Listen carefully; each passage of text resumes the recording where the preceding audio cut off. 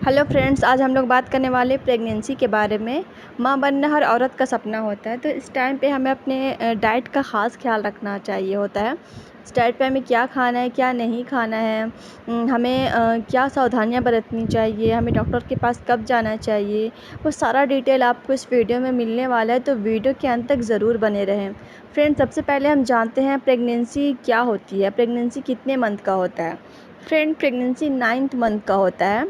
कभी कभार अगर किसी को फर्स्ट डिलीवरी होती है तो ये डेट थोड़ा आगे भी हो सकता है, अप्रॉक्स 10 मंथ में एंटर कर जाता है, लेकिन नॉर्मल डिलीवरी 9 मंथ के अंदर 9 मंथ में ही हो जाती है।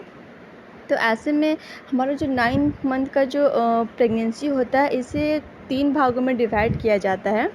स्टार्टिंग के जो 3 मंथ होते हैं इसे हम फर्स्ट ट्राइमेस्टर बोलते हैं, उसके बाद के जो 3 मंथ होते हैं उसे हम लोग सेकेंड ट्राइमेस्टर बोलते हैं, और उसके बाद का जो 3 मंथ होता है उसे हम लोग थर्ड ट्राइमेस्टर बोलते हैं।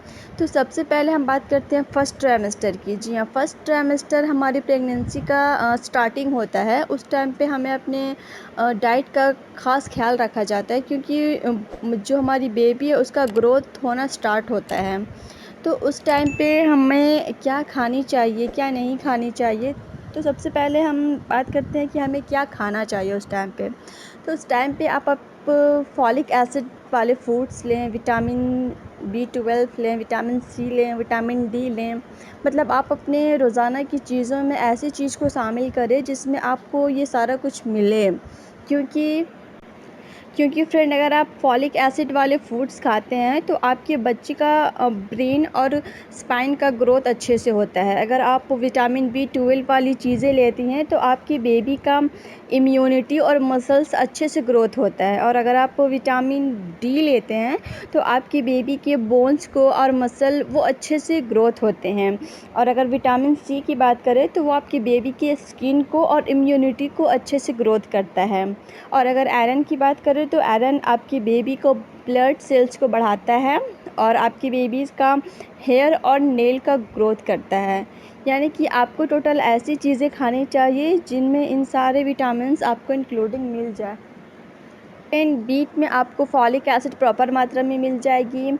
अंडा और दूध में आपको B12 विटामिन B12 आपको अच्छी मात्रा में मिल जाएगी। और अगर हम आयरन की बात करें तो अनार में और ग्रीन वेजिटेबल में आपको अच्छे से आयरन मिल जाएगी। और अगर हम विटामिन D की बात करें तो milk, fish and dry fruits, इन सब चीज़ों में आपको विटामिन D मिलेगी। और अगर हम विटामिन C की बात करें तो विटामिन C में आप ऑरेंज और लेमन का जूस या ऑरेंज का जूस आप ले सकते हैं। इसमें आपको भरपूर मात्रा में विटामिन C मिलेगी।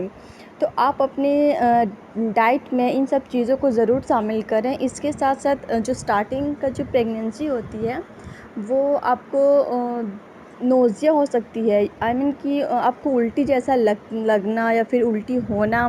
तो इस तरह के सिम्पटम आपको आप में देखे जा सकते हैं। तो ये सारे सिम्पटम अधिकतर मॉर्निंग के टाइम में ही देखी जाती हैं।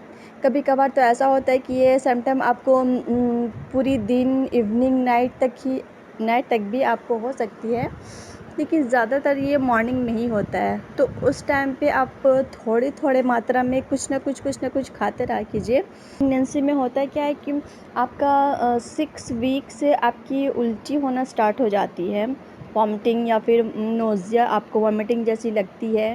तो ये सारा सिम्पटम आपका 6 वीक्स के बाद से स्टार्ट हो जाती है, एंड कम से कम 12 वीक तक आपको ऐसी मतलब ऐसा आपको लगता रहेगा। तो इसमें कोई घबराने वाली बात नहीं, ये बिल्कुल नॉर्मल सी चीज़ है। और इस दौरान आप अपने खान पान का भी कुछ ज़्यादा ख्याल रखें। आपको समय समय पे 1 घंटे का, 1.5 घंटे का, 2 घंटे का ब्रेक ले के हल्का फुल्का खाना खाते रहें। ज़्यादा देर तक खाली पेट ना रहें, इससे आपको भी और आपके बच्चे को भी नुकसान हो सकता है। और सबसे अच्छी बात, लेडी में ऐसा भी होता है कि उन्हें पूरा दिन या फिर आधी रात तक भी उसे उल्टी टाइप लगती है, नोज़िया आता है। इस दौरान वो कुछ खाना मतलब नहीं खा पाती या फिर उनका इच्छा नहीं होता है। तो उस टाइम भी आप उसे थोड़ा थोड़ा करके ही आप लिक्विड जैसा खाना लें, या फिर आप जूस वगैरह लें, डव का पानी लें। ये सारा कुछ बिल्कुल लाइट वेट खाना है, तो आप इज़िली खा सकते हैं। अगर इसके बाद भी अगर मान लीजिए आपकी उल्टी कंट्रोल नहीं हो रही है, ज़्यादा हो रही है उल्टी, तो आप डॉक्टर से भी कंसल्ट कर सकते हैं। इसकी मेडिसिन भी आती है जो आपके लिए और आपके बच्चे के लिए भी पूरी तरह सेफ़ है, तो इस पे घबराने वाली कोई बात नहीं है। आप अपने डॉक्टर से ज़रूर कंसल्ट कर सकते हैं।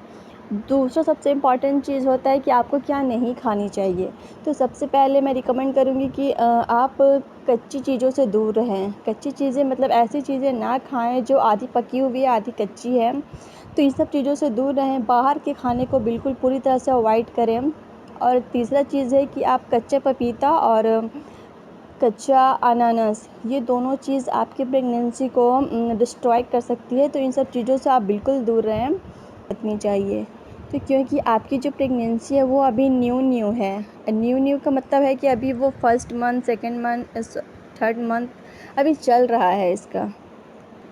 तो चलिए फ्रेंड, बात करते हैं कि इस दौरान हमें क्या क्या सावधानियां बरतनी चाहिए। तो जैसे कि ये हमारा प्रेगनेंसी का फर्स्ट ट्राइमेस्टर चल रहा है, तो इस दौरान हमें भारी चीज़ें बिल्कुल भी नहीं उठानी है, स्ट्रेस बिल्कुल भी नहीं लेना है। और सबसे पहले बात कि हमारे शरीर में वीकनेस बिल्कुल भी नहीं होनी चाहिए। अगर हमें महसूस हो रही है कि हमारे अंदर वीकनेस लग रही है, तो हमें तुरंत से एनर्जी ड्रिंक ले लेनी चाहिए, डव का पानी ले लेना चाहिए, टाइम टाइम पे वाटर ले लेना चाहिए, ताकि आपको पूरी तरह हाइड्रेट रखे। बात करते हैं आप अपने डॉक्टर के पास कब जा सकते हैं। तो डॉक्टर के पास अगर आपको ऐसा लगे कि मेरा पीरियड्स रुक गया है, नहीं आ रहा है, टाइम मेरा ओवर जा रहा है, तो आप कंफर्मेशन करने के लिए आप अपने डॉक्टर के पास जा सकते हैं, किट से चेक कर सकते हैं। अगर आपका रिज़ल्ट पॉजिटिव आता है तो आपको तुरंत अपने डॉक्टर से कंसल्ट करना चाहिए, क्योंकि वो आपकी बहुत सारे टेस्ट करेंगे। हो सकता है आपको अल्ट्रासाउंड करे कंफर्म करने के लिए। जब वो डॉक्टर आपको पूरी तरह कंफर्म कर दे, तो के भरोसे तो हम अपनी प्रेगनेंसी कंफर्म नहीं कर सकते ना। उसके साथ साथ हमें डॉक्टर से भी कंसल्ट करनी होगी।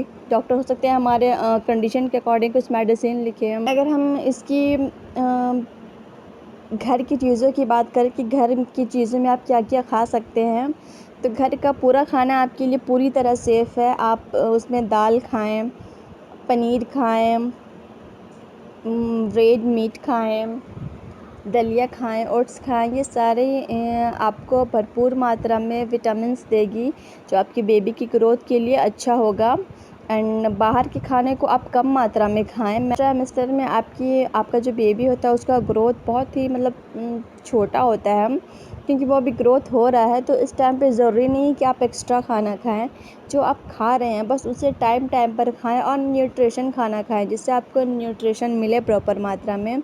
तो ज़्यादा खाने की लालच में आप कुछ अनहेल्दी चीज़ ना खा लें। तो इसके लिए आपको इसका ख़ास ख्याल रखना है कि जो भी आप निवाला खा रहे हैं या फिर जो भी आप डाइट ले रही हैं, वो प्रॉपर आपके शरीर में लगनी चाहिए और प्रॉपर वो आपके बच्चे की ग्रोथ में काम आनी चाहिए। आई होप फ्रेंड्स कि मैंने आपको फर्स्ट का जो 3 मंथ होता है उसकी सारी इन्फॉर्मेशन दे दी है। Second trimester and third trimester का वीडियो मैं ज़रूर अपलोड करूँगी। वीडियो अगर अच्छी लगी हो तो लाइक शेयर ज़रूर करें, चैनल को सब्सक्राइब करें। Thanks for watching.